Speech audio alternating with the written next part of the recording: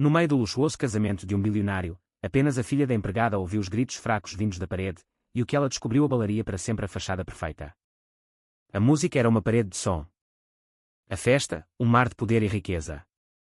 Mas Mariana, de 9 anos, a filha da empregada, ouviu algo que mais ninguém conseguiu.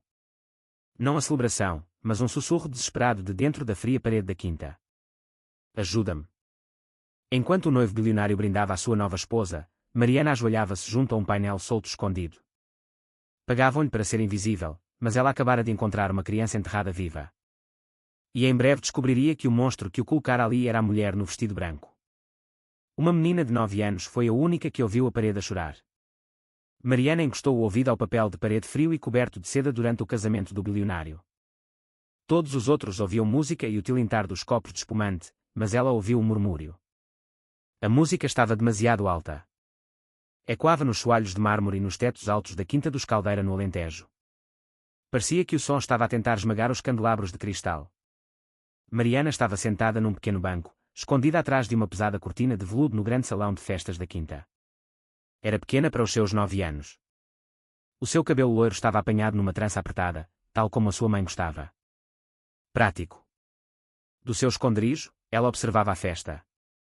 Era um mar de vestidos caros e smokings pretos.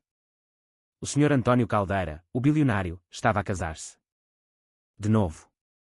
Este era o seu terceiro casamento. Mariana sabia porque tinha ouvido os outros empregados a falar. A sua mãe, Carla, era uma das empregadas. Carla andava a voar pelo salão de festas naquele momento, o rosto tenso de stress, carregando uma bandeja de prata com salgadinhos e canapés requintados de aspecto complicado. Mariana deveria estar na cozinha de serviço, quieta com um livro de colorir. Mas a cozinha estava quente e cheirava a camarão cozido. Ela tinha escapado a uma hora. Ninguém notou. Pessoas como elas, dizia sempre a sua mãe, eram pagas para serem invisíveis. Mariana era naturalmente boa nisso. Ela observava a nova esposa. O nome dela era Beatriz. Beatriz era alta e bonita, enfiada num vestido branco que parecia ser feito de diamantes. Ela ria, um som como sinos minúsculos, mas os seus olhos nunca sorriam. Os seus olhos eram aguçados e rápidos. Perscrutavam a sala como um falcão à procura de ratos. Quando o olhar de Beatriz passava pelo pessoal de serviço, o seu sorriso apertava-se. Era um olhar que Mariana conhecia bem. Era o olhar de alguém que vê uma marca de sapato num chão perfeito. Mariana sentiu uma pontada familiar de tédio, aguda e inquieta. Tinha 9 anos. Não queria saber de espumante ou de conversas chatas de adultos. Ela deslizou para fora de trás da cortina. O salão de festas era enorme, mas o corredor adjacente oferecia uma fuga. Este corredor era diferente. Era escuro, forrado com pinturas antigas e escuras de navios em mares tempestuosos e homens de colarinhos engomados que pareciam zangados. A música da festa era abafada aqui, apenas o baque surdo do baixo. Mariana caminhou sobre o tapete da passadeira, traçando o padrão com o seu ténis. Encostou-se à parede, apreciando o gesso fresco através do fino papel de parede de seda. Estava a pensar no seu avô Manuel. Ele era um veterano de guerra. Tinha uma medalha da Cruz de Guerra que guardava numa caixa de madeira. Ele contava-lhe histórias sobre ser corajoso. Coragem não é não ter medo, dizia ele, a sua voz áspera como lixa. É ter o medo de morte e fazer a coisa certa na mesma. É ver o que está errado e não desviar o olhar. Mariana sentia a sua falta. Ele vivia longe e o trabalho da sua mãe não pagava o suficiente para visitas. Ela inclinou a cabeça para trás contra a parede. Raspar. Mariana congelou. O som era suave, mesmo junto ao seu ouvido. Parecia uma unha a arrastar em madeira. Ela susteve a respiração. A casa era antiga. Provavelmente eram apenas ratos. A sua mãe dizia, todas as casas grandes têm ratos, até as casas dos bilionários. Ela pressionou o ouvido contra a parede. O papel de parede parecia áspero contra a sua bochecha. Ouviu novamente. Não um raspar. Era um som, uma voz. Socorro. Era tão fraco. Ela pensou que tinha imaginado. Era a voz de um rapaz. Pequena, fraca. Por favor, água. O coração de Mariana saltou-lhe para a garganta. Ela olhou para cima e para baixo no corredor. Estava vazio. O som vinha de dentro da parede. Olá. Mariana sussurrou para o papel de parede. Um suspiro fraco veio do outro lado. Depois, um arranhar desesperado e frenético. Mariana olhou mais de perto. Viu o contorno de uma das enormes pinturas feias. Esta era uma floresta escura. Parecia pesada, mas ao lado dela, rente ao chão onde o rodapé de madeira encontrava a parede, ela viu uma linha escura. Parecia um pequeno painel, um daqueles para esconder canos ou fios, pintado por cima para combinar com o papel de parede. Estava solto. Ela ajoelhou-se. As suas mãos tremiam. Isto estava errado. Devia ir buscar a sua mãe, mas a sua mãe estava a trabalhar. A sua mãe ficaria zangada por ela ter saído da cozinha. Ajuda-me, pensou Mariana no avô Manuel, não desviar o olhar. Ela enfiou os seus pequenos dedos na fenda do painel e puxou. Resistiu, preso com tinta velha, mas depois cedeu com um estalido suave. Não era um painel. Era apenas um buraco feito grosseiramente, escondido por um pedaço de gesso cartonado solto e o papel de parede por cima. Atrás dele havia escuridão. Um ar frio e úmido saiu, cheirando a pó e a algo azedo. Olá, sussurrou ela para a escuridão. Os seus dedos entraram no buraco. Tocou em teias de aranha, depois em tijolo áspero. A sua mão foi mais fundo, para um espaço entre as vigas. Os seus dedos roçaram em algo. Estava quente. Era pele. Mariana quase gritou. Era um braço. Um braço fino e pequeno, coberto de um suor frio e úmido. Da escuridão, veio um suspiro. Não de alívio. Foi um suspiro de pânico absoluto. Como se a sua mão fosse uma aranha. O braço tentou afastar-se, mas estava demasiado fraco. Quem és tu? Mariana sussurrou. Diogo, a voz gaguejou. Ela trancou-me aqui dentro. Por favor, estou com sede. Diogo. Mariana conhecia aquele nome. Era o filho do Sr. Caldeira. O rapaz do primeiro casamento. O rapaz que deveria estar num colégio de elite nos Açores. A sua mãe tinha estado a limpar o quarto dele na semana passada, a arrumar as suas coisas. Antes que Mariana pudesse responder, ouviu um som que lhe gelou o sangue. Passos. Saltos altos a clicar de forma acentuada no chão de mármore no final do corredor. Mariana puxou a mão para trás bruscamente. Raspou os nós dos dedos com força na borda áspera do gesso. Uma dor aguda subiu-lhe pelo braço. Tentou empurrar o painel solto de volta para o lugar, mas não encaixava bem. Atrapalhou-se com ele, os dedos escorregadios do suor frio do braço do rapaz. O que estás a fazer? A voz era doce, mas fria como gelo. Mariana levantou-se de um salto e virou-se. Beatriz, a noiva, estava a 3 metros de distância. O seu vestido de diamantes brilhava. Os seus olhos azuis não sorriam. Eram frios e aguçados, como lascas de vidro azul. Beatriz caminhou lentamente em direção a Mariana. Não parecia uma noiva. Parecia as pinturas na parede, bonita e zangada. Fiz-te uma pergunta, criança. Eu estava perdida, gaguejou Mariana. Estava à procura da casa de banho. Beatriz parou a apenas 30 centímetros de distância. Mariana teve que esticar o pescoço para olhar para ela. A mulher cheirava fortemente a jasmim e a algo amargo por baixo. As casas de banho, disse Beatriz suavemente, ficam na outra direção. Esta é uma ala privada. Tu és a filha da empregada, não és? A menina da Carla. Sim, senhora. A voz de Mariana era um guincho. Os olhos de Beatriz examinaram Mariana da cabeça aos pés. O seu olhar parou na mão direita de Mariana. Mariana olhou para baixo. Os nós dos seus dedos estavam a sangrar, e as pontas dos seus dedos estavam cobertas de pó de gesso branco e pó cinzento do buraco. Mariana rapidamente cerrou a mão num punho e escondeu-a atrás das costas. Mas Beatriz tinha visto. O sorriso da noiva era aterrador. Mostrava todos os seus dentes, mas não chegava aos seus olhos. Sabes, Mariana, disse ela, a sua voz um sussurro sedoso, eu detesto bisbilhoteiros. A minha mãe sempre me disse que as crianças curiosas muitas vezes se perdem. Às vezes, perdem-se para sempre. O coração de Mariana batia tão forte que ela pensou que lhe ia partir as costelas. Pensou no rapaz na parede, Diogo. Lembrou-se do rosto do seu avô Manuel. Ser corajosa, Mariana levantou o queixo, só um pouco. Não chorou. Eu não estava a bisbilhotar. Estava apenas perdida. Beatriz estudou-a por um momento longo e terrível. Estava a olhar para Mariana como se estivesse a decidir onde pisar no inseto. Vê se encontras o caminho de volta para a cozinha, disse Beatriz, a sua voz subitamente afiada como um comando. Se te vir aqui fora outra vez, vou certificar-me de que a tua mãe não perde apenas o emprego. Vou certificar-me de que ela nunca mais trabalha nesta cidade. Entendeste? Sim, senhora. Beatriz virou-se, o seu vestido a sussurrar como folhas secas. Voltou pelo corredor em direção à música pulsante da festa. Não olhou para trás. Mariana esperou até o som dos saltos desaparecer. Quando finalmente ficou sozinha, as suas pernas cederam. Deslizou pela parede, aterrando com força no chão.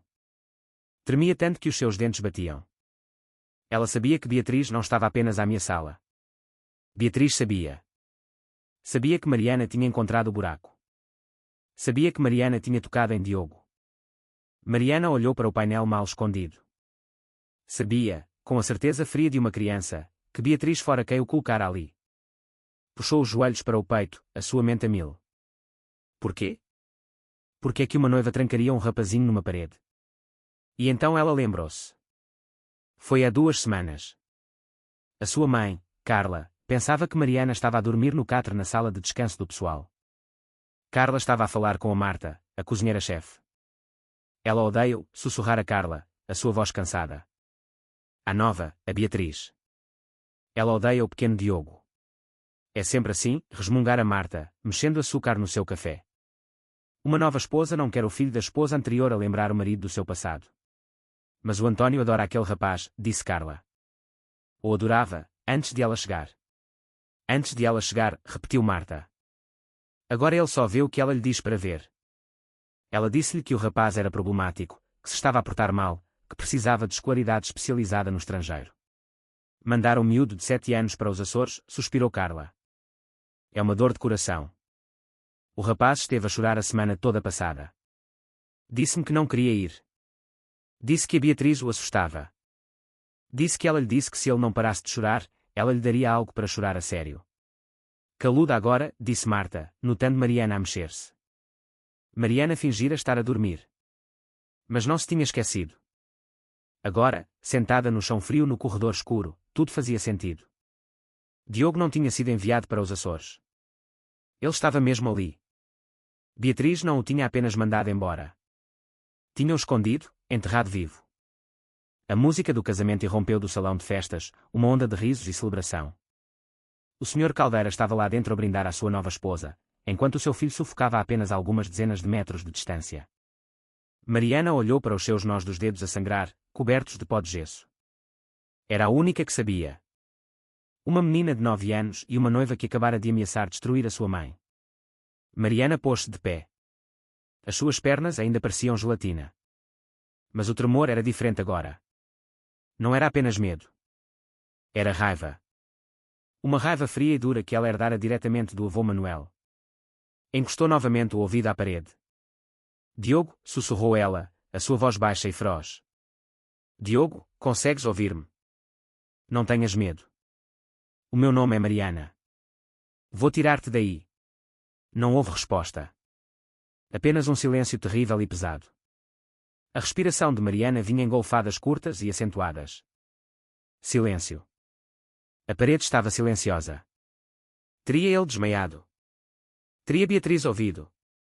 Mariana pressionou os ouvidos com tanta força contra o papel de parede que doía. O baque surdo da música da festa era como um batimento cardíaco gigante e indiferente. Ouviu novamente. Um movimento, um som horrivelmente fraco, como tecido a deslizar sobre tijolo. Ele ainda estava vivo. Precisava de água. A sua voz era como folhas secas. Mariana levantou-se. Tinha de ir à cozinha. Tinha de caminhar de volta em direção ao barulho, às pessoas e à única pessoa de quem tinha mais medo. Forçou as suas pernas de gelatina a moverem-se. Saiu do corredor escuro, de volta à luz e ao som resplandecentes do salão de festas. Manteve a cabeça baixa, os nós dos dedos ensanguentados escondidos no bolso. Tentou tornar-se pequena, invisível. Contornou a borda do salão de festas, escondendo-se atrás de uma fila de altas palmeiras em vasos. Podia ver a entrada da cozinha. Era um turbilhão de atividade. Empregados gritavam ordens. Cozinheiros de jaleco branco gritavam de volta. A sua mãe, Carla, saiu a correr, o rosto pálido e salpicado de suor. Carla viu-a. O rosto da sua mãe, já estressado, enrugou-se numa nova forma. Era medo e raiva, tudo misturado. Agarrou no braço de Mariana, puxando-a para uma pequena alcova onde os materiais de limpeza eram guardados. Mariana, o que é que eu te disse? Onde é que tens andado? A voz da sua mãe era um sussurro áspero. Tenho estado doente de preocupação. Eu disse-te para ficares quieta. Eu. Desculpa, mamã. A mente de Mariana corria. Não podia dizer a verdade. A ameaça de Beatriz era demasiado real. Dói-me a barriga. Acho que vou vomitar. Era uma boa mentira. Era credível. A raiva da sua mãe derreteu um pouco, substituída por uma simpatia cansada. Oh, querida. Carla suspirou. Limpou um fio de cabelo perdido da testa de Mariana. Estás branca como a cal. Provavelmente é o cheiro a camarão. Eu também não o suporto. Tirou do bolso do seu avental preto uma garrafa de água meio cheia. Toma, leva isto. Vai para a despensa do pessoal. Lá é sossegado. Senta-te. Bebe isto. E não te mexas. É sério, Mariana. Se o Sr. José te encontrar a vaguear, perco este emprego. Entendes? Sim, mamã. Vai agora. Vou ver como estás quando esta correria do jantar acabar. Carla deu-lhe um beijo rápido e preocupado na cabeça e depois apressou-se a voltar para a confusão. Mariana agarrou a garrafa de água. Parecia uma pesada barra de ouro. Sentiu uma culpa aguda e retorcida por mentir à sua mãe. Mas a imagem do braço fino e suado do rapaz fez os seus pés moverem-se. Não foi para a despensa. Esperou até a sua mãe se ter ido, depois esgueirou-se de volta para trás das palmeiras em vasos. Prescrutou a sala. Beatriz estava na mesa principal a rir, segurando um copo de espumante. O Sr. Caldeira observava a sua nova esposa, os seus olhos cheios de um amor turvo e tolo. Parecia um homem num sonho. Mariana correu. Correu de volta para o corredor escuro. Os seus ténis não faziam som no tapete grosso. Chegou ao painel solto. Puxou-o para o abrir. O cheiro a pó e medo atingiu-a novamente. Diogo, sussurrou ela, a sua voz a tremer. Sou eu, a Mariana. Tenho água. Um arranhão. Por favor, estou com tanta sede. Mariana olhou para a garrafa, depois para o buraco irregular. A garrafa nunca caberia. O buraco mal era grande o suficiente para o seu pequeno braço. Não cabe, disse ela, o pânico a subir-lhe à garganta. Não consigo dar-te. Não, por favor, não vás embora. A sua voz quebrou com desespero. A mente de Mariana girava. Pensa. Pensa como o avô Manuel. Ele tinha sempre uma solução. Conseguia consertar um trator com um pedaço de arame e alguma fita adesiva. Uma palhinha. Ela precisava de uma palhinha. Lembrou-se de ter visto um grande frasco de vidro cheio delas no bar, mesmo à entrada do salão de festas. Tinha de voltar. Voltar para a festa. Enfiou a garrafa de água debaixo da sua camisa fina. O plástico frio chocou-lhe a pele. Rastejou de volta para a borda do salão de festas. Estava mais barulhento agora. Uma banda tocava uma canção lenta e balançante. Podia ver o bar. Estava cheio de gente. Homens de smoking riam, à espera de bebidas. Mariana pôs-se de gatas. Rastejou por baixo da longa toalha de mesa branca de uma mesa de convidados vazia. Estava escuro, uma floresta de pernas de cadeiras e guardanapos descartados. Moveu-se de uma mesa para a outra, um pequeno fantasma nas sombras. Espreitou. Estava perto do bar. Podia ver os pés das pessoas à espera. Um empregado passou a correr, os braços cheios de copos sujos. Ele esbarrou no bar e um pequeno recipiente de plástico transparente com palhinhas novas caiu do balcão. Espalharam-se pelo chão polido. Droga, sibilou o empregado, mas estava demasiado ocupado para as apanhar. Afastou-se apressadamente.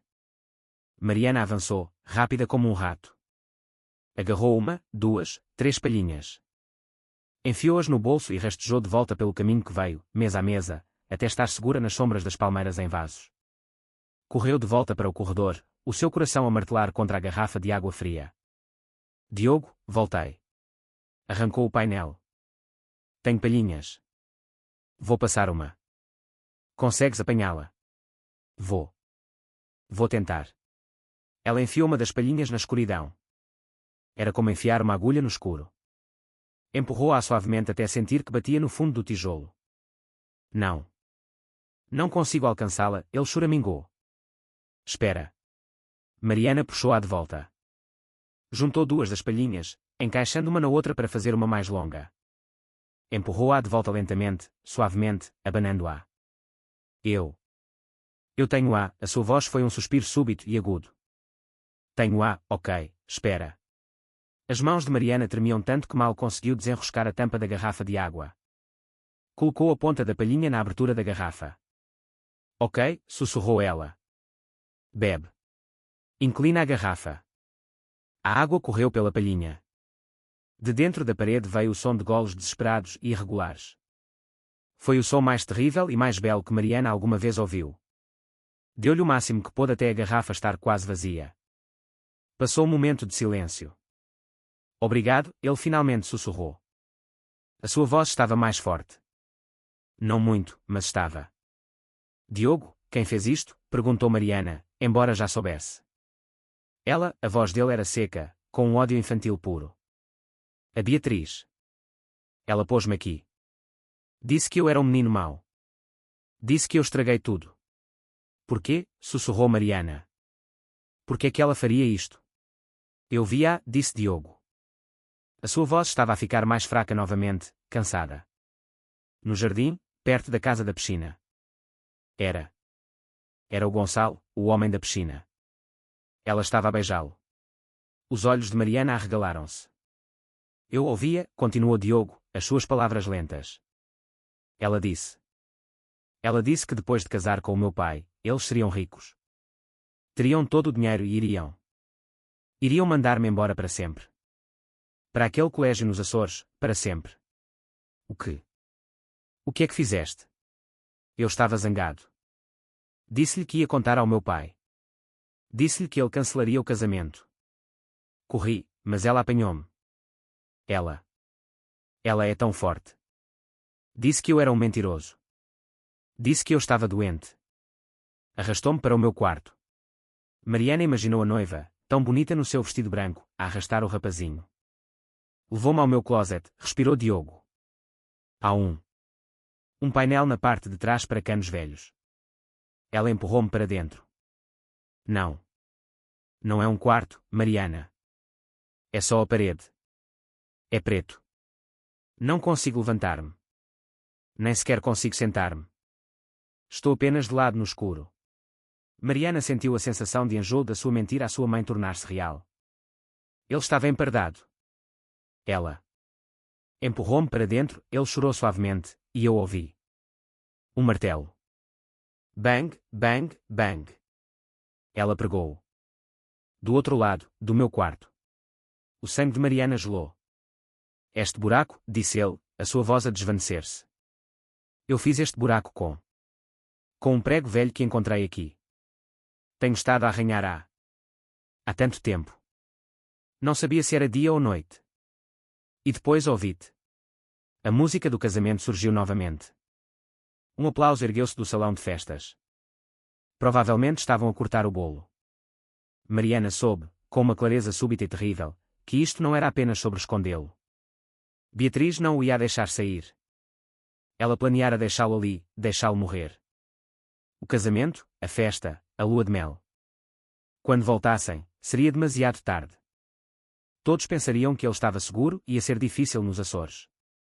Diogo, aguenta, disse Mariana, a sua voz feroz. Tenho de entrar no teu quarto. Tenho de te tirar daí pelo outro lado. Está trancado, sussurrou ele. Ela trancou a porta. Eu ouvia. E ela tem a chave. A mente de Mariana era uma parede em branco de pânico. Ela era apenas uma menina de 9 anos. Não conseguia arrombar uma porta trancada. Não conseguia lutar contra um adulto. Pensou na sua mãe. Pensou na ameaça de Beatriz. Depois pensou no avô Manuel. É ter um medo de morte e fazer a coisa certa na mesma. Ela tinha de contar a alguém. Mas a quem? A sua mãe estava fora de questão. O pessoal não acreditaria nela. A polícia rir-se-ia dela. Havia apenas uma pessoa. A única pessoa que tinha o poder de parar isto. A única pessoa que poderia acreditar nela. O Sr. Caldeira. O pai dele. O noivo. O homem que estava, naquele preciso segundo, a brindar à mulher que estava a assassinar o seu filho. Mariana tinha de chegar até ele. Tinha de entrar no meio daquela festa massiva e cintilante, passar pelas esculturas de gelo e pelo espumante, e dizer a um bilionário que a sua nova esposa era um monstro. Mariana respirou fundo, de forma trêmula. O ar no corredor parecia denso e morto.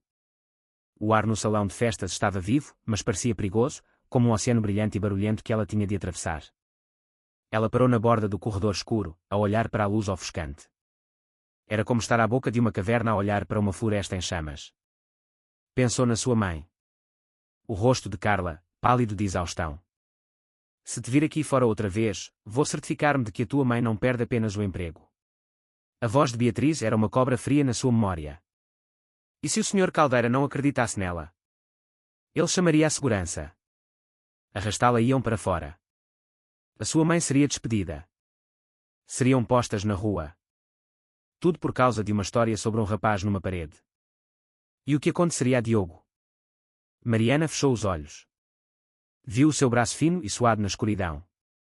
Ouviu os seus goles irregulares e desesperados. Ela pregou, se ela não fizesse nada, Diogo morreria.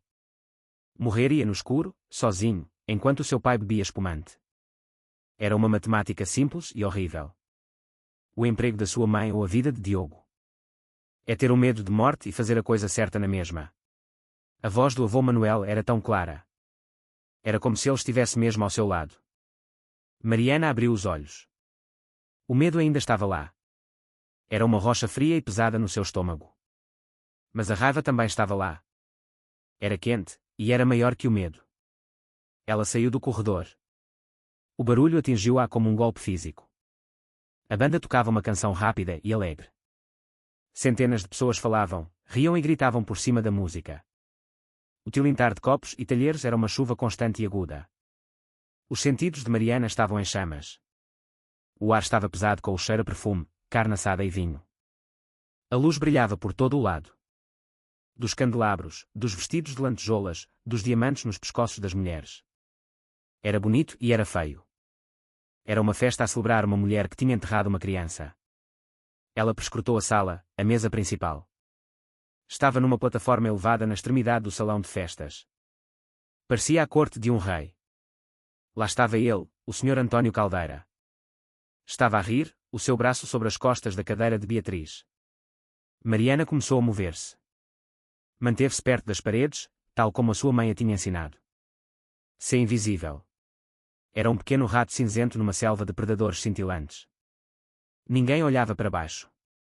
Ninguém a via. Passou por um grupo de empregados a segurar bandejas de prata. Um deles, um homem alto chamado Rui, avistou-a. Ei, miúda, não devias estar aqui, sibilou ele, agarrando-lhe no ombro. Onde está a tua mãe? Eu tenho que, gaguejou Mariana, tentando soltar-se. Vais meter a Carla num grande sarilho. Anda, de volta para a cozinha. Ele começou a guiá-la em direção à porta de serviço. Não, gritou Mariana. Não foi um grito alto, mas foi desesperado. Torceu-se com força e escapou do seu aperto. Ai, chamou ele atrás dela, mas não podia deixar o seu posto. Mariana correu. Estava em campo aberto agora, no chão principal. Uma mulher num vestido vermelho gigante com penas deu um passo atrás, sem a ver. O salto aguçado da mulher aterrou no ténis de Mariana. Ag! Mariana caiu de joelhos. Oh, meu Deus! Exclamou a mulher, olhando para baixo como se tivesse pisado num pedaço de lixo. De quem é esta criança? Que terrível! Ela não ofereceu uma mão. Apenas voltou para a sua conversa. Mariana levantou-se a cambalear. O seu joelho ardia. Continuou. Estava a meio da sala. Podia ver a mesa principal claramente agora. Viu o Sr. José, o gerente da quinta. Era um homem alto e magro com um rosto como uma maçã seca. Era ele quem pagava a sua mãe. Era ele quem a podia despedir com um estalar de dedos. O Sr. José viu-a. Os seus olhos estreitaram-se. Começou a mover-se na sua direção, um tubarão a cortar a água. Mariana entrou em pânico. Não tinha tempo. Desviou-se para a esquerda, esgueirando-se entre dois homens que discutiam sobre golfe. Correu diretamente para a plataforma elevada. Estava quase lá. Mais 3 metros. Uma mão disparou e agarrou-lhe no braço. Não era um empregado. Não era o Sr. José. O aperto era de ferro. Os dedos cravaram-se na sua pele, mesmo acima do cotovelo. Mariana olhou para cima. Era Beatriz. A noiva tinha-a visto. Tinha-se levantado da mesa tão depressa, tão silenciosamente, que ninguém tinha notado. Ela parou em frente a Mariana, bloqueando o seu caminho para o Sr. Caldeira. O seu sorriso ainda estava no lugar.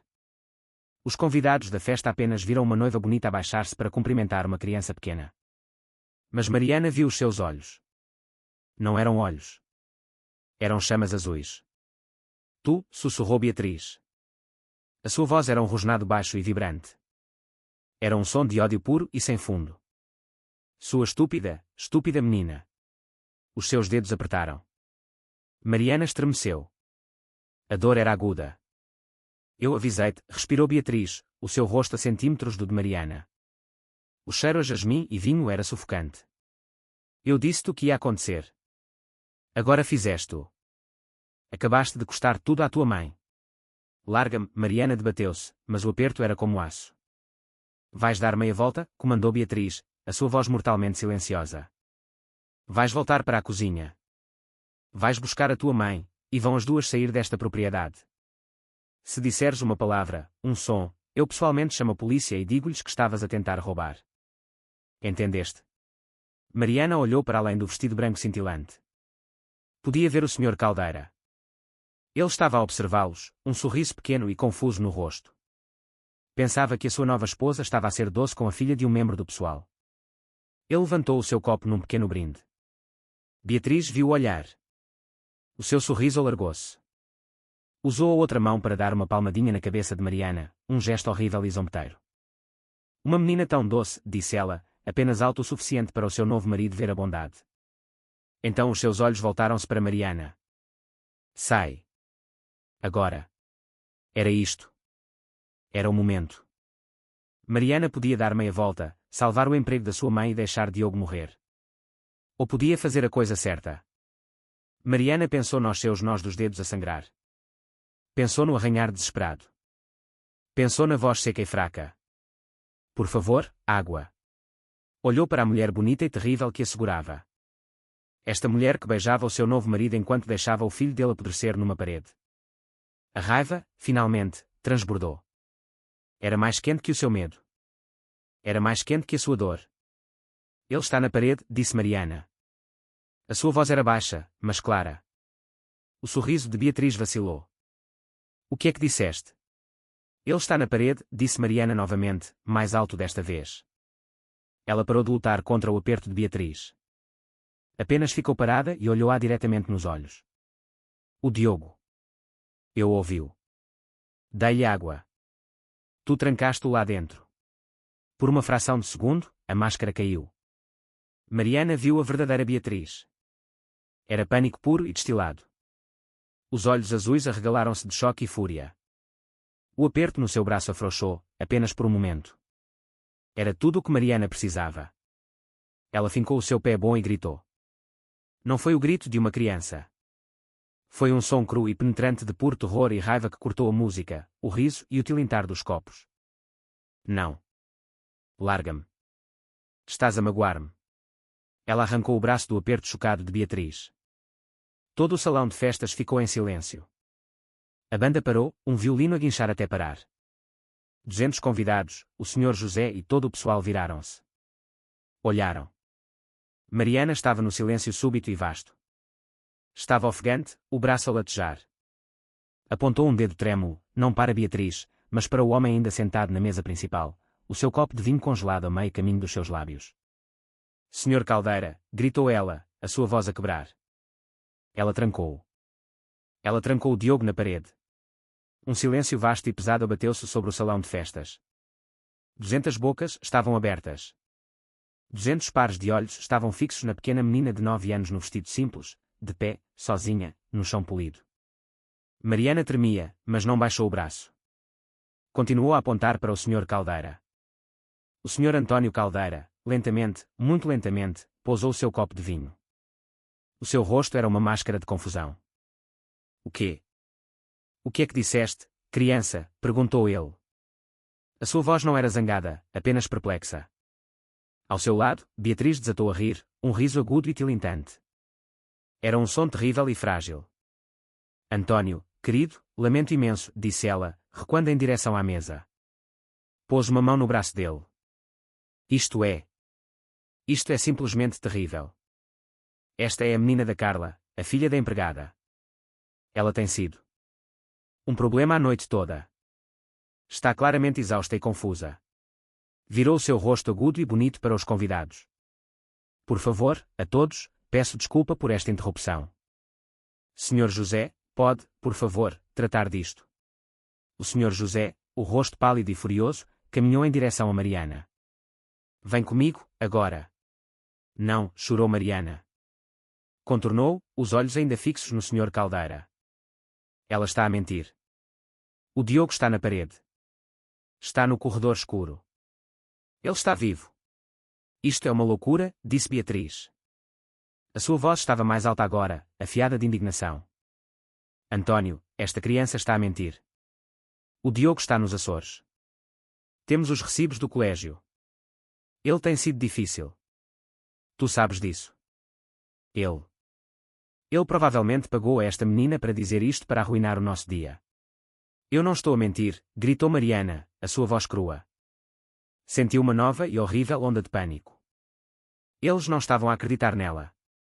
Estavam todos a olhar para ela como se fosse louca. Mariana. Oh, meu Deus, Mariana.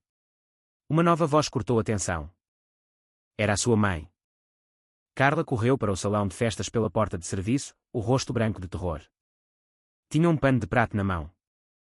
Correu para Mariana e agarrou-a, puxando-a para perto. Senhor Caldeira, Senhora Caldeira, lamento imenso. Não sei o que lhe deu. Ela não está bem, gaguejou Carla, lágrimas de puro medo e vergonha a brotarem nos olhos. Vamos embora. Vamos já. Lamento imenso, imenso. Carla tentou arrastar Mariana, puxando-a em direção à cozinha. Arruinaste-nos, Mariana, sussurrou ela, a sua voz a quebrar. O que é que fizeste? Não, mamã. Tu não entendes. Ele vai morrer. Ela vai matá-lo. Chega, guinchou Beatriz. A máscara elegante tinha desaparecido. O seu rosto era um nó torcido de raiva. Segurança. Tirem esta criança lunática e a sua mãe incompetente da minha casa. Esperem. Foi uma palavra, mas parou toda a gente. O Sr. Caldeira levantou-se. Era um homem alto, e o poder na sala instantaneamente se deslocou para ele. Não estava a sorrir. Não estava confuso. Parecia, pela primeira vez, o bilionário que dirigia um império global. Olhou para a sua nova esposa. Olhou para a empregada aterrorizada. E depois olhou para Mariana. Criança, disse ele, a sua voz baixa mas audível em toda a sala silenciosa. O meu filho está noutro continente. O que estás a dizer é uma acusação muito, muito séria. Por que é que eu deveria acreditar em ti? O coração de Mariana era um tambor. Esta era a sua única oportunidade. Parou de lutar contra a sua mãe. Deu um passo em frente. Por causa disto, disse ela. Estendeu a mão direita. Na luz brilhante do salão de festas, todos podiam ver. Os seus nós dos dedos estavam em carne viva e ensanguentados. Pó de gesso branco e sujidade cinzenta estavam incrustados debaixo das suas unhas e nas linhas da sua palma. Fiz isto, disse Mariana, a sua voz clara e forte, a tirar o painel da parede. O painel atrás do qual ela o escondeu. O Sr. Caldeira olhou para a mão dela. E isto, disse Mariana. Metou a mão no bolso. Os seus dedos atrapalharam-se. Tirou as duas palhinhas de plástico, ainda molhadas, e a garrafa de água quase vazia que tinha enfiado debaixo da camisa. Dei-lhe água. Ele estava com tanta sede. Disse que está lá dentro há dias. Ele usou um prego para fazer o buraco que eu encontrei. Um murmúrio baixo percorreu a multidão. Isto não era uma acusação vaga. Isto era prova física. O rosto de Beatriz estava lívido. Isto é um truque. Ela é uma artista. Antônio, não sejas tolo. É uma extorsão.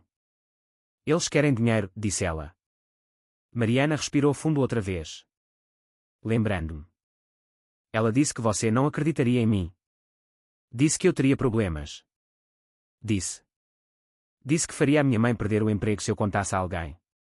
Ela ameaçou-te. A voz do Sr. Caldeira era perigosamente baixa.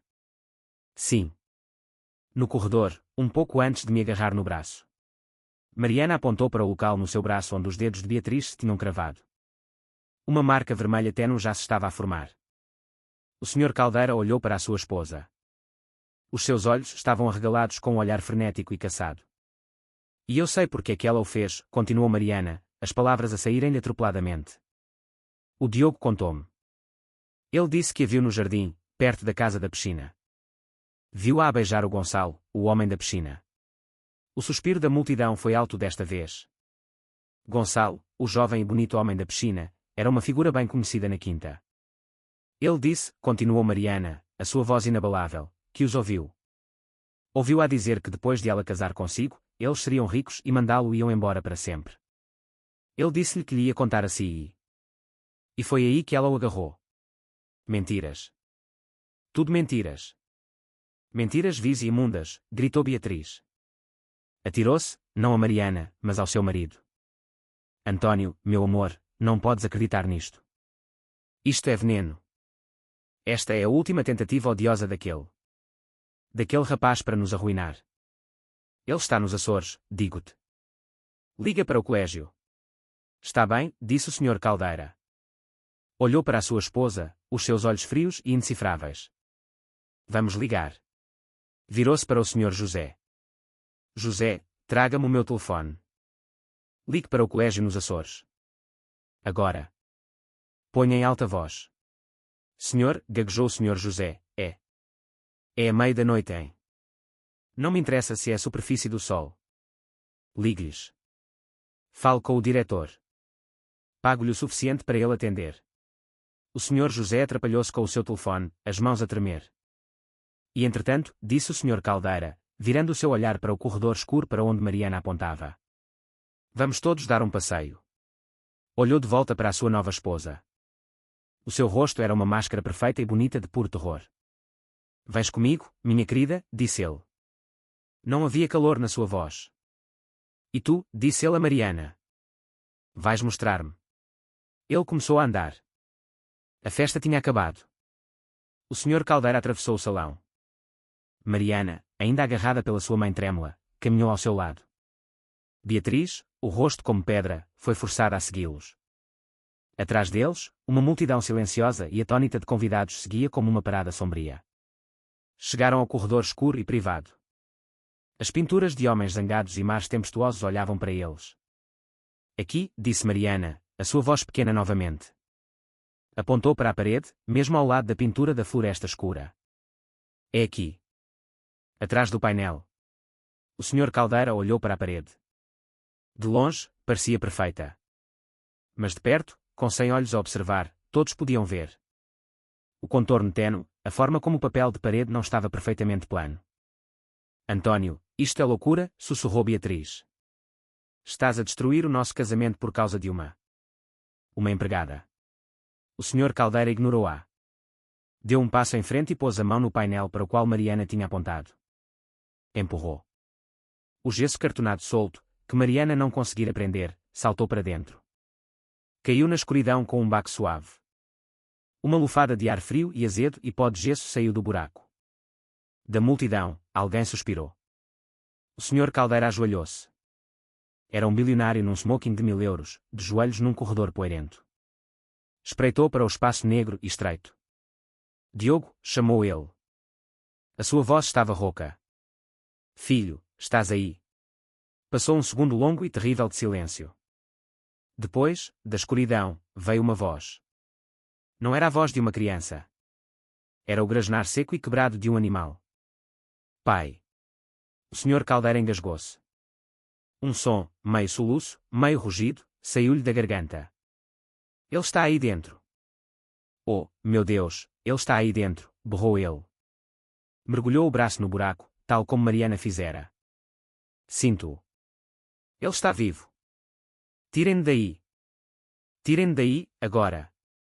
Todos os olhos se viraram para Beatriz. Ela não correu. Não falou. Apenas ficou ali, o seu vestido branco a parecer uma mortalha. O seu rosto estava inexpressivo. Tinha perdido. O Diogo disse, falou Mariana, a sua voz clara no silêncio horrorizado, que ela pregou a parede. Do outro lado. Do quarto dele, o Sr. Caldeira levantou-se. O seu rosto era uma visão aterradora. Estava roxo de raiva, os seus olhos a chorar. José, rugiu ele. Arranja um pé de cabra. Um machado. Qualquer coisa. Arromba a porta do quarto dele. Agora. Agora. O Sr. José não precisou que lhe dissessem 2 vezes. Era um empregado leal, mas também era pai. O seu rosto era uma máscara de dever sombrio. Rui. Francisco. Comigo. Arranjem um machado de incêndio do armário do corredor, gritou ele para 2 dos seguranças corpulentos que se faziam passar por manobristas. Toda a festa de casamento avançou. O decoro desaparecera. O brilho e o glamour evaporaram-se, substituídos por uma energia crua, semelhante à de uma multidão. Saíram do salão de festas, uma onda de smokings e vestidos de seda a seguir o Sr. Caldeira, que ia meio a correr, meio a tropeçar em direção à grande escadaria. Mariana e a sua mãe foram arrastadas pela multidão. Carla segurava a mão de Mariana num aperto de morte. Já não estava zangada. Estava apenas ausente. Os seus olhos estavam arregalados e vazios de choque. Era uma passageira arrastada pela maré horrível. Subiram ruidosamente a escadaria curva de mármore. O som de 200 sapatos caros ecoava como uma avalanche. Apenas uma pessoa não se moveu. Beatriz. Permaneceu à entrada do corredor escuro, uma estátua de branco. O seu vestido de noiva de $1 milhão amontoado aos seus pés. Os convidados, na sua pressa para ver o horror, abriram-se à sua volta, dando-lhe um amplo espaço como se estivesse doente. Olhou para o espaço vazio onde o seu marido estivera. A sua máscara de indignação desaparecera. A sua máscara de beleza desaparecera. Não restava nada senão um vazio frio e oco. Tinha apostado tudo, e num segundo, uma menina de 9 anos com gesso nas mãos tinha-lhe tirado tudo. O Sr. Caldeira viu-a parar. Pausou no topo das escadas e olhou para baixo, para ela. Francisco, chamou ele de volta, a sua voz ecoar no enorme átrio. Fique com a minha esposa. Não a perca de vista. Espere pela polícia. Francisco, o segurança, acenou sombriamente. Tomou uma posição a 3 metros de Beatriz. Os seus braços cruzados. A noiva era agora uma prisioneira no seu próprio casamento. O Sr. Caldeira virou-se e correu pelo corredor do andar de cima. Chegaram ao quarto do Diogo. A porta era de carvalho maciço com um puxador de latão brilhante. Estava trancada, tal como Diogo dissera. Afastem-se, gritou o Sr. José. Ele e o Rui levantaram o pesado machado de incêndio vermelho e prateado. O machado cravou-se na madeira, a centímetros da fechadura. Uma mulher na multidão gritou. A madeira estalou. O som foi violento, rasgando o luxo silencioso da casa. Cresce. O mecanismo da fechadura estilhaçou-se. O Sr. José pontapeou a porta. Abriu-se derrompante e bateu contra a parede interior. O Sr. Caldeira passou por ele. Nem sequer viu o quarto. Correu diretamente para o closet. Era um closet espaçoso, grande, cheio de pequenos fatos de aspecto caro e filas de sapatos minúsculos. O Sr. Caldeira rasgou a roupa, atirando-a dos cabides. Diogo. Diogo. E lá estava. Na parte de trás do closet, onde deveria haver uma parede sólida, estava um pedaço de gesso cartonado pálido e não pintado. Estava preso no lugar por 6 parafusos longos de cabeça prateada, aparafusados diretamente nas vigas. Era um trabalho grosseiro e apressado.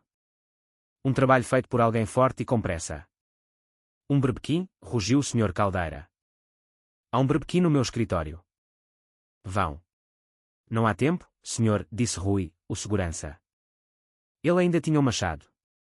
Cubra o rosto. Balançou o machado de lado. A extremidade romba, o lado do martelo, esmagou-se contra o centro do gesso cartonado. Abriu um buraco. Um cheiro terrível a mofo saiu. O cheiro de uma cripta. O Sr. Caldeira arranhou o buraco, arrancando o gesso cartonado com as suas próprias mãos. O seu smoking rasgou-se. Os seus dedos sangraram. Ele não notou. Os convidados e o pessoal amontoaram-se à porta, uma audiência silenciosa e horrorizada. Mariana e a sua mãe estavam na parte de trás. Mariana era suficientemente alta para ver por entre os cotovelos dos adultos. O Sr. Caldeira arrancou o último pedaço de gesso cartonado. Congelou por um momento. Tudo o que fez foi olhar para a escuridão. O espaço entre as vigas mal tinha 60 centímetros de largura. Era escuro, cheio de teias de aranha, isolamento velho e pó espesso. No fundo, enrolado numa bola apertada, estava Diogo. Estava de pijama, aquele com pequenos foguetes azuis. Estavam imundos, rígidos de suor seco e gesso. Estava tão pálido. A sua pele era cinzenta. Os seus lábios estavam azuis e gretados. Estava coberto por um fino pó branco que o fazia parecer uma pequena estátua de pedra.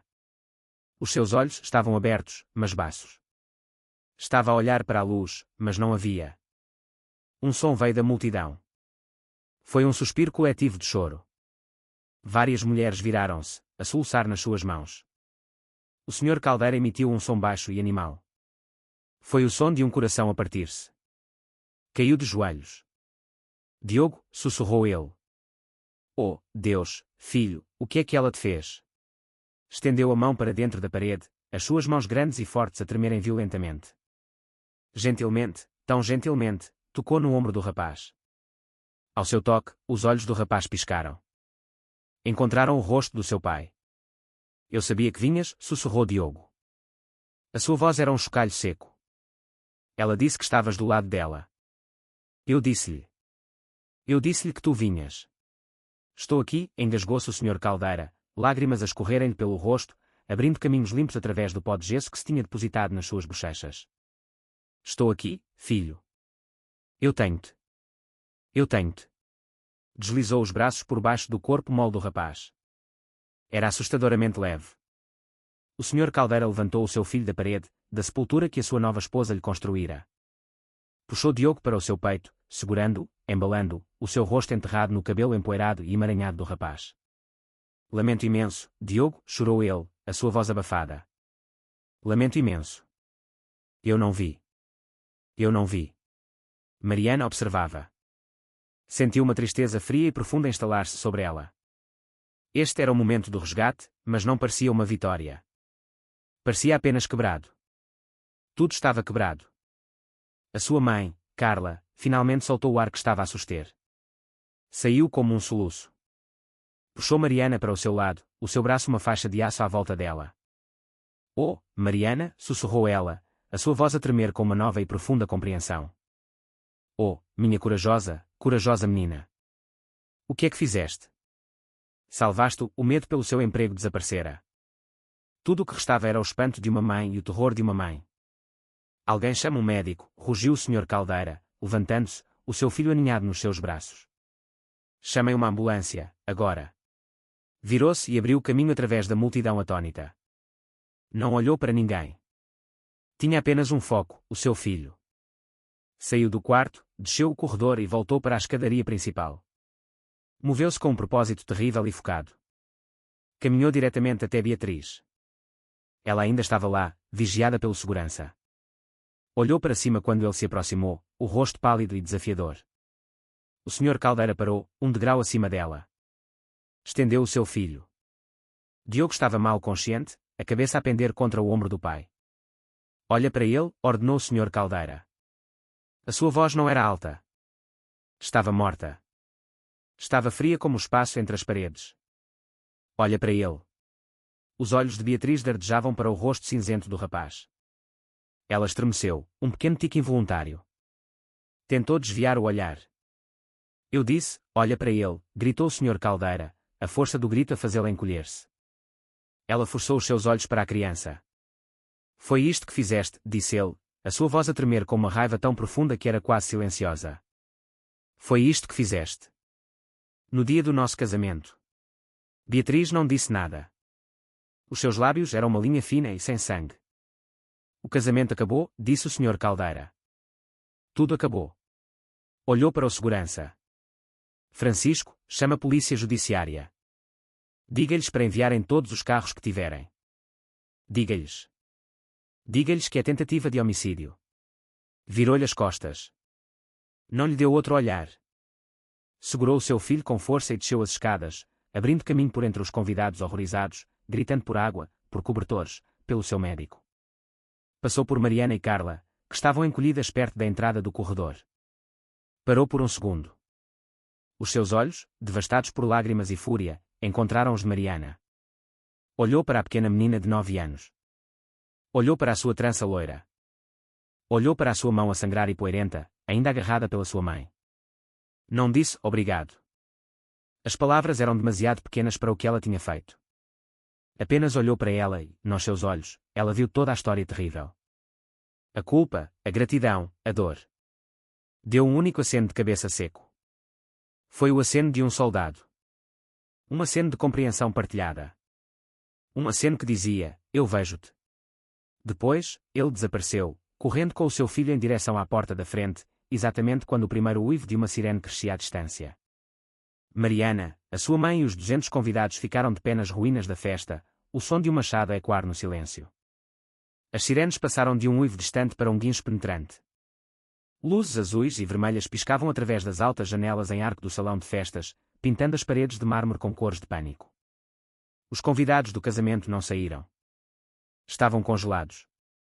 Estavam a assistir a uma peça para a qual nunca tinham comprado bilhetes. Mariana e a sua mãe estavam perto da grande escadaria. O braço de Carla ainda estava enrolado em Mariana como se a estivesse a proteger de um marmoto que já tinha passado. Carla olhava para o espaço onde o Sr. Caldeira estivera, a sua mente a tentar acompanhar os últimos 10 minutos. 2 agentes da polícia foram os primeiros a entrar. Eram homens grandes, os seus uniformes azuis e cintos pesados parecendo rudes e reais contra as sedas e veludos da festa. Quem fez a chamada? Perguntou um agente, a mão no rádio. O Sr. José deu um passo em frente, o rosto cinzento. Fui eu. Em nome do Sr. Caldeira. Ah. A suspeita está ali. Apontou. Os agentes caminharam em direção a Beatriz. Ela ainda estava de pé ao pé da escada. Já não era uma noiva bonita. Era apenas uma mulher num vestido muito caro. Parecia pequena. Minha senhora, disse o primeiro agente, precisamos de lhe fazer algumas perguntas. Beatriz olhou para ele. Não disse nada. O seu rosto estava tão inexpressivo e branco como o seu vestido. Minha senhora, estamos a investigar uma tentativa de rapto e uma tentativa de homicídio, disse o agente, a sua voz hesitante como se não conseguisse acreditar nas palavras que estava a dizer naquela casa. Foi o homem da piscina, disse Beatriz. A sua voz era monótona, monocórdica. Foi tudo Gonçalo. Ele odiava o rapaz. Foi ele que o fez. Eu não sabia. Foi uma última mentira desesperada. Minha senhora, disse o agente, a sua voz a endurecer. Ele já tinha ouvido mentiras antes. Já temos uma patrulha a ir buscar o Sr. Gonçalo Silva ao portão dos fundos. Ele estava a tentar sair e está a ser muito cooperativo. Está a contar-nos uma história muito diferente. O último pingo de esperança de Beatriz morreu. Os seus ombros descaíram. Beatriz Caldeira, disse o agente, tirando um par de algemas de aço. Está detida por tentativa de homicídio de um menor, rapto e conspiração. Ele virou-a. Os seus movimentos eram praticados e impessoais. Não se importou com o vestido dela. O som no enorme átrio silencioso foi agudo. Foi o clique das algemas ao fecharem-se à volta dos seus pulsos, atrás das costas. A noiva no seu vestido de diamantes foi presa. Enquanto os agentes a conduziam em direção à porta, ela teve de passar por Mariana e Carla. Beatriz parou. Olhou para Mariana. Os seus olhos, que tinham estado inexpressivos, estavam agora cheios de um fogo escuro e frio. Era um olhar de puro ódio sem fundo. Era um olhar que dizia, eu era uma rainha e tu. Tu eras apenas um rato, e fizeste-me isto. Mariana não se encolheu. Não chorou. Apenas segurou a mão da sua mãe e olhou de volta. Encontrou o olhar da mulher até o agente puxar Beatriz suavemente, para fora, para as luzes intermitentes. A festa tinha acabado. Os convidados começaram a sair, um rebanho silencioso e atônito. Saíram em fila, os rostos pálidos. Teriam uma história para contar para o resto das suas vidas. Finalmente, a casa ficou silenciosa. Eram apenas Mariana, Carla, o Sr. José e alguns dos empregados que agora andavam sem rumo, a apanhar copos, sem saber o que mais fazer. A cozinha estava silenciosa. Carla, disse o Sr. José. A sua voz estava cansada. O Sr. Caldeira. Ele está no hospital. Ele pediu que você e a sua filha esperassem. Ele quer falar convosco. Esperar. A voz de Carla era um sussurro. Aqui. Podem sentar-se na cozinha, disse ele, a sua voz gentil. Vou pedir a alguém que vos faça um chá. Sentaram-se na vasta cozinha de aço inoxidável. O cheiro a camarão desaparecera, substituído pelo leve cheiro frio a lixívia. Eram quase 4 da manhã. Carla pegou num pano úmido e estava, gentil e silenciosamente, a limpar o sangue seco e o pó de gesso dos nós dos dedos de Mariana. Mariana estremeceu, mas não se afastou. Estás bem, mamã? Perguntou Mariana. Carla parou. Uma única lágrima rolou-lhe pela bochecha e caiu na mesa de aço. Ele chamou-te corajosa, Mariana. Eu estava com medo, sussurrou Mariana. Eu sei, disse Carla, limpando a lágrima com as costas da mão. É por isso que sei que foste corajosa. Sentaram-se em silêncio por mais 1 hora. Exatamente quando o céu lá fora estava a passar de preto para um cinzento suave e machucado, o Sr. Caldeira entrou na cozinha. Não era o mesmo homem. Tinha trocado o seu smoking rasgado. Estava a usar uma camisola cinzenta simples e calças. Os seus olhos estavam vermelhos e inchados. Parecia 20 anos mais velho. Parecia um homem que tinha sido retirado de um oceano profundo e frio. Parou quando as viu sentadas na mesa do pessoal. Caminhou até lá e puxou um banco de metal, do tipo que os cozinheiros usavam. Sentou-se com elas. Por um momento, apenas olhou para as suas mãos. Ele vai viver, disse o Sr. Caldeira. A sua voz estava rouca. Carla soltou um suspiro que estava a suster. Ele tem desidratação severa, subnutrição. Ele partiu 2 dedos a tentar fazer o buraco. Pausou, a sua voz a falhar. O médico disse, mais um dia. Era tudo o que ele tinha. Talvez nem isso. Olhou para cima e os seus olhos encontraram os de Mariana. Ele perguntou por ti, disse o Sr. Caldeira. O Diogo. Ele perguntou, onde está a menina? A menina que me deu água. Eu disse-lhe que estavas segura.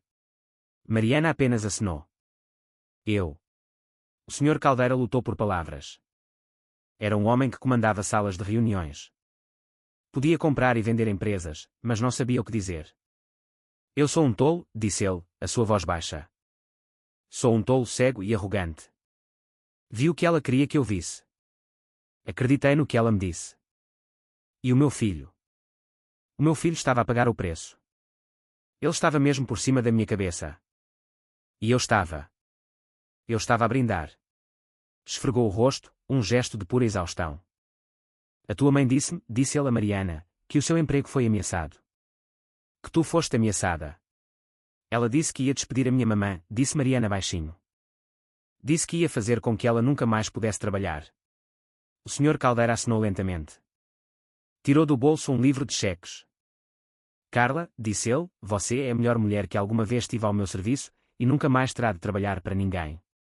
Escreveu num cheque, o seu traço de caneta afiado. Deslizou pela mesa. Carla olhou para ele. Os seus olhos arregalaram-se. Rapidamente pôs a mão sobre ele como se fosse um fogo que tivesse de apagar.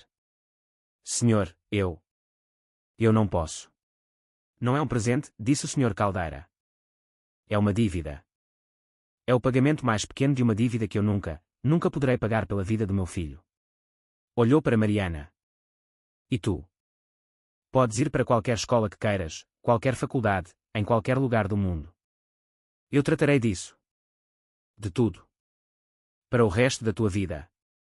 Quero que tenhas as oportunidades que mereces.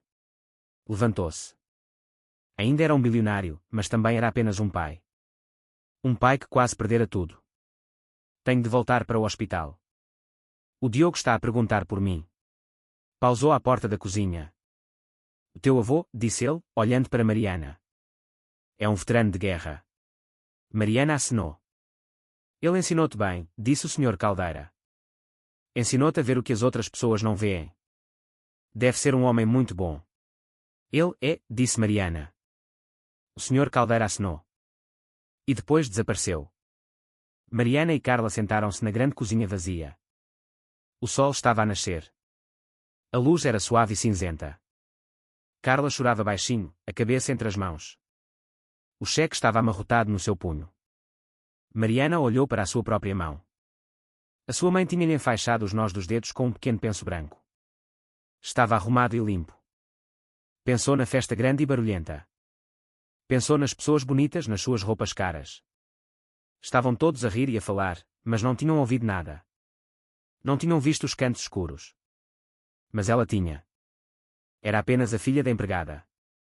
Devia ser invisível. Mas tinha ouvido o choro na parede. O avô Manuel tinha razão. Coragem não era ser forte ou barulhento ou importante. Era ter medo e fazer na mesma. Era ouvir com muita atenção as pessoas que eram demasiado silenciosas para serem ouvidas. E era nunca, nunca desviar o olhar.